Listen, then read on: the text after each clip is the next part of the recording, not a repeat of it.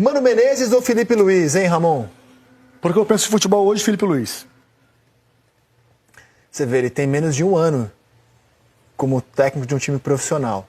E a gente já está colocando, eu também colocaria, o Felipe à frente de muita gente grande, inclusive gente que já dirigiu a seleção brasileira como o Mano Menezes.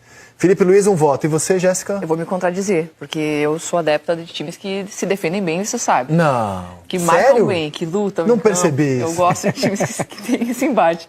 Mas eu vou no Felipe, porque o Felipe ele causa na gente uma curiosidade de ver o que tem. Mas você não acha que o Flamengo do Felipe também se defende muito bem? É muito difícil fazer gol no Flamengo do Felipe Luiz? Claro que sim, mas é que ele também conta com mais recursos, né? E ele pensa, o futebol dele consiste na ofensividade e não na parte defensiva, embora o time esteja muito bem preparado. Inclusive, eu acho que ele montou esse ano com sobras a melhor defesa do futebol brasileiro. Mas com sobras. A diferença do Flamengo hoje, nessa temporada, está no setor defensivo, inclusive. Sim, ele traz esse equilíbrio para o time poder marcar e ser solto ali na frente. E é difícil fazer isso. Dorival tem sofrido fazer isso com a seleção brasileira, de um ataque mais solto, sem guardar muita posição, e o sistema defensivo não sofrer. E ele tem um lateral que ainda apoia muito. Se você lembrar, os 4 jogos dele de Copa do Brasil, pegou o Corinthians no Maracanã, o Corinthians não viu a cor da bola.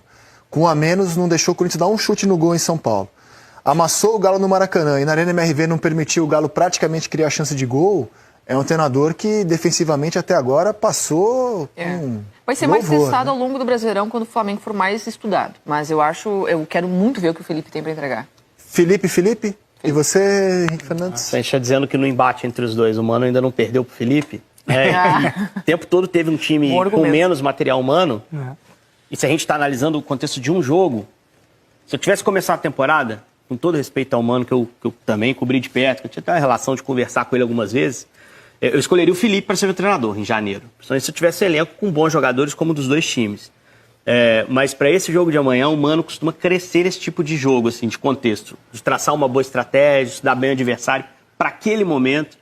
Já vi ele fazer coisas grandes, assim, no Cruzeiro, no Corinthians também. No ano passado, no Fluminense, quando ele salva o time, um jogo que era tudo contra ele lá no Allianz contra o Palmeiras, né? Teoricamente, o Palmeiras, por mais que a chance fosse pequena, brigava pelo título. O time do Fluminense vinha de um revés ali, de não ter conseguido resolver a situação na rodada 37.